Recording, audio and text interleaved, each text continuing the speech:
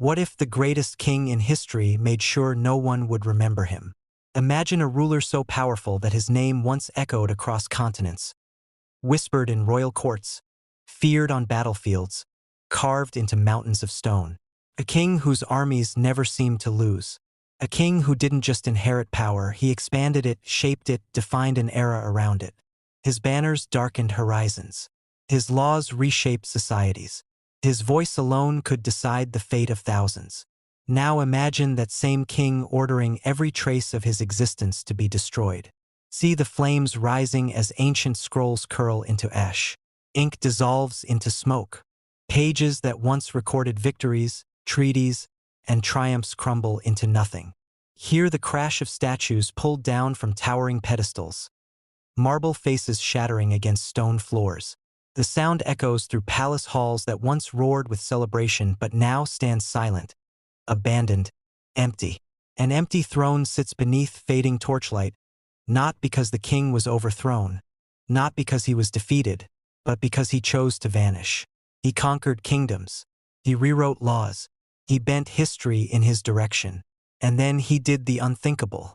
He erased himself, not just from monuments, not just from coins, but from memory, from the future, from the story of his own civilization. Why would a ruler at the height of absolute power choose oblivion over immortality? Was it fear? Guilt? A prophecy too terrifying to ignore?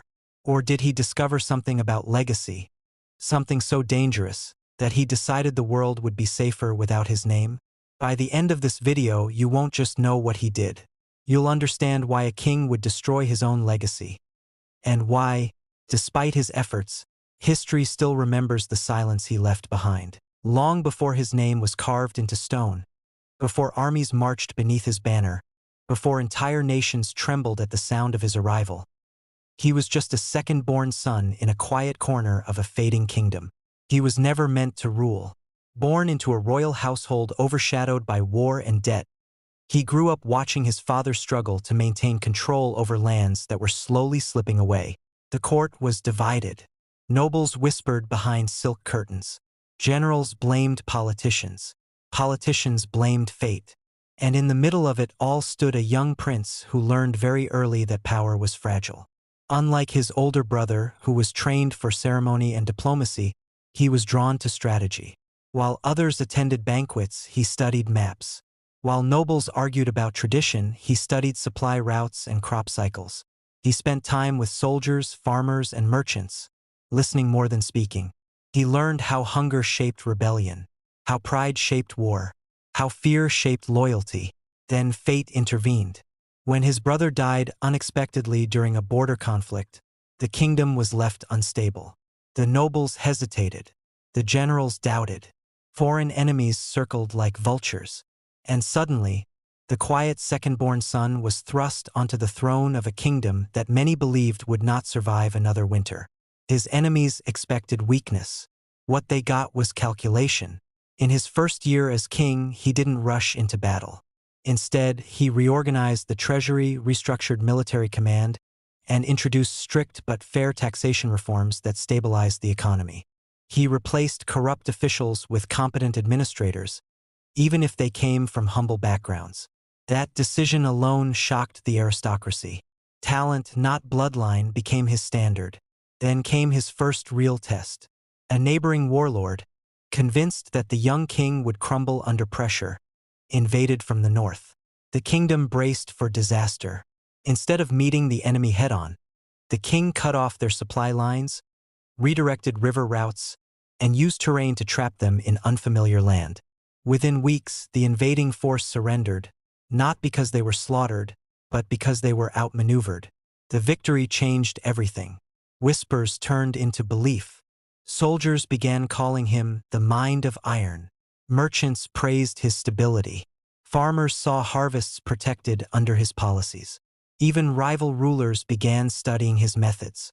He didn't fight wars recklessly, he ended them efficiently. Every campaign expanded the kingdom's borders, but also secured trade routes and strengthened infrastructure. Roads were built, fortresses reinforced, schools established to train scribes and engineers. He wasn't just conquering territory. He was building a system. Under his rule, the kingdom entered what historians would later call its golden expansion. Crime rates dropped. Trade flourished across distant regions. Art and architecture reflected a renewed sense of identity. Massive monuments were erected, not only to honor the gods, but to symbolize unity and order. Yet admiration always walks beside fear, because while the people respected him, they also knew he was capable of ruthless precision. Rebellions were crushed quickly. Traitors were dealt with publicly. He believed stability required strength, and strength required consequence. Those who stood against him rarely got a second chance. Foreign ambassadors described him as calm, almost cold. He spoke little in negotiations, but when he did, his words carried finality. He never appeared impulsive. Every action felt 3 steps ahead of everyone else in the room. He became more than a king. He became an idea, a symbol of discipline, of strategy, of visionary leadership. Children grew up learning about his victories. Songs were written about his campaigns. His face was stamped onto coins that circulated far beyond his borders. Other rulers sought alliances rather than confrontation. His empire stretched farther than anyone thought possible when he first took the throne. And yet, behind the strength and brilliance, something was shifting. Because as his power grew, so did his awareness of how fragile power truly was. He had mastered war. He had mastered politics. He had mastered prosperity. But his greatest decision was yet to come. Under his rule, the kingdom did not just survive, it transformed. Markets that once struggled with scarcity now overflowed with goods from distant lands. Spices arrived from the south, silks from the east, metals from the mountains beyond the frontier. Trade routes that had once been dangerous were now protected by royal patrols, making commerce faster and safer than ever before. Taxes were structured with precision, light enough to encourage growth, firm enough to sustain the treasury. For the first time in generations, the royal vaults were full not because of plunder, but because of prosperity. Farmers benefited from irrigation systems he personally commissioned. Engineers redirected rivers, built canals, and introduced new farming techniques brought from conquered regions. Harvests doubled. Famine became rare. Grain reserves were carefully monitored and distributed during harsh winters. People no longer feared the changing seasons the way they once had. The cities reflected this transformation. Stone roads replaced mud paths. Public bathhouses and libraries were constructed, not just for nobles but for common citizens. Education expanded. Scholars were invited from foreign lands to debate philosophy, mathematics, astronomy. The kingdom became a center of knowledge, attracting thinkers who once would have ignored it. Art flourished. Murals painted across palace walls depicted not just battles, but unity. Farmers, soldiers, craftsmen all shone as threads in the same fabric. Musicians composed symphonies celebrating peace instead of conquest. Poets described the king as both sword and shield, fierce in war, protective in peace. Then there were the monuments. Colossal statues carved from white marble stood in city squares, capturing his likeness in calm authority. Towers stretched into the sky, their foundations engineered to withstand time itself. Bridges connected regions that had once been isolated by geography. Each structure was designed not only to serve a purpose, but to send a message. This kingdom was permanent. Foreign envoys walked through the capital in awe. They described it as a city that gleamed under sunlight, as if blessed by fortune itself. And people began saying something that spread from marketplaces to royal halls. Everything he touched turned to gold. But perhaps his most impressive achievement was not economic or cultural. It was military dominance without constant war. The army was restructured into disciplined units, trained not just in combat but in logistics and engineering. Fortresses along the borders were reinforced with innovative designs that made invasions nearly impossible. His reputation alone deterred rebellion. Neighboring kingdoms chose treaties over conflict. Pirates vanished from trade routes. Bandits were systematically eliminated. For years, peace reigned, not because the world had grown kinder, but because no one dared to challenge him. And yet, power at that scale changes something inside a man. It began subtly. A decree here, a small change there. He ordered older records to be revised. For accuracy, he claimed. Chroniclers were instructed to emphasize unity over individual generals. Certain events from early campaigns were quietly removed from official archives.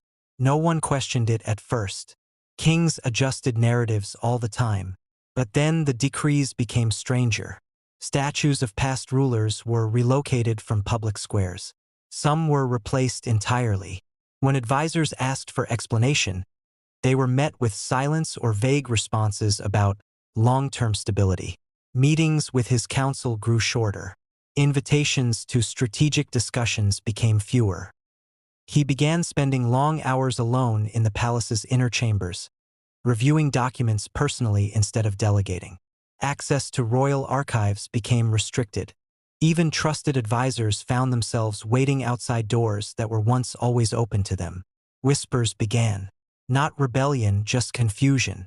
Why was a king at the height of unmatched success tightening control over history itself? Then came the secret meetings. Late at night, small groups were summoned quietly through side entrances of the palace. Not generals, not economic ministers, scholars, record keepers, architects, even sculptors. They would enter carrying scrolls and leave empty-handed. Guards were sworn to silence. Scribes were reassigned without explanation.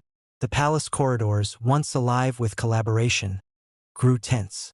He still appeared strong in public, still decisive, still calm, but those closest to him noticed a shift, a weight behind his eyes, a mind constantly calculating something no one else could see.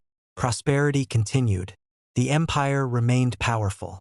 The people celebrated festivals under lanternlit skies, unaware of the subtle changes unfolding behind stone walls. Everything still looked golden, but gold under enough heat can melt. Tang Dynasty records, 618 to 907 AD, reveal the staggering toll. Roughly 4 in 10 purchase boys didn't survive training to become concubines. Consumed by exhaustion, malnutrition, the crushing weight of identity obliteration before understanding what identity meant. The fallen were buried unmarked. Families never notified. They vanished as if unborn. This wasn't war or plague. It was a business model accepting 40% loss as normal. Trainers, scouts, families knew. The system persisted centuries because the economics favored everyone, except those sold. This was industry. Scouts commissioned, trainers paid, humans priced by youth, beauty, obedience, above life itself. Survivors entered another prison. Quarters better than servants, worse than wives. Silk curtains, jade ornaments, fine furniture.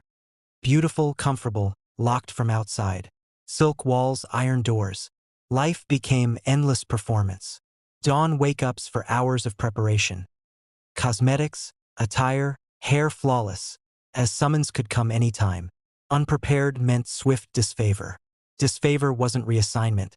It was replacement. Discarded with only clothes, no skills, no ties, no family acknowledging you. At 20, usefulness ended. At 25, invisibility.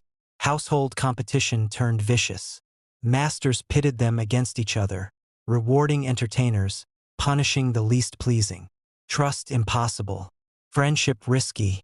Neighbors betrayed for one more week in favor. Older survivors grew ruthless. Learning weakness invited replacement. Food weaponized. Favorites dined on delicacies. The fallen scavenged scraps. Appearance alone shielded from ruin, and masters controlled sustenance, maintaining it. Official histories omit this. Many resorted to numbing agents, readily available in wealthy homes. The sole escape from torment. Dependency deepened captivity, as intended. The devastation was profound. Ming accounts, though veiled as accidents to shield reputations, note young men who couldn't endure, final defiance erased. This occurred in households empire-wide. In the imperial palace, it scaled vastly. Historian Brett Hinch, in the definitive study Passions of the Cut Sleeve, notes all 10 Han emperors in the first 2 centuries had documented male favorites, all 10. No scandal, no secret, recorded like routine administration. One story towers, altering Chinese language forever. Dong Xian entered court around 4 BC, a minor official's son, about 17. The Book of Han describes his face like white jade, eyes sparkling. Emperor Ai noticed him at a ceremony. Obsession overtook government. Gifts flowed. Estates, titles, treasures worth millions today. Dong Xian's father became marquis. His sister entered the harem. A residence rivaling the palace rose for him. Political posts followed. Objectors crushed. Prime Minister Wang Jia warned of danger. Citing history, Deng Tong, Emperor Wen's favorite a century prior. Deng Tong, once a boatman, caught Wen's eye via dream. A yellow-hatted man pushing him to heaven. When found him, elevated him absurdly, copper mine, minting rights.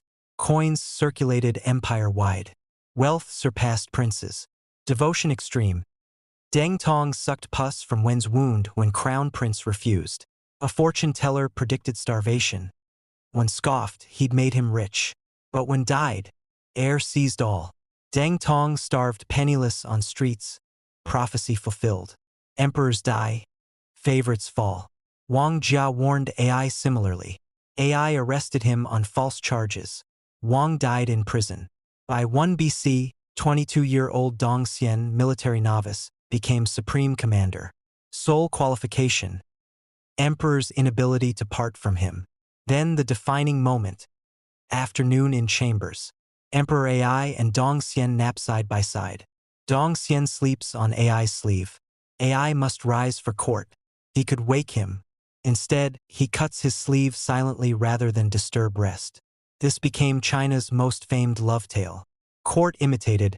Passion of the cut sleeve became enduring term for such devotion, lasting over 2 millennia, recognized today.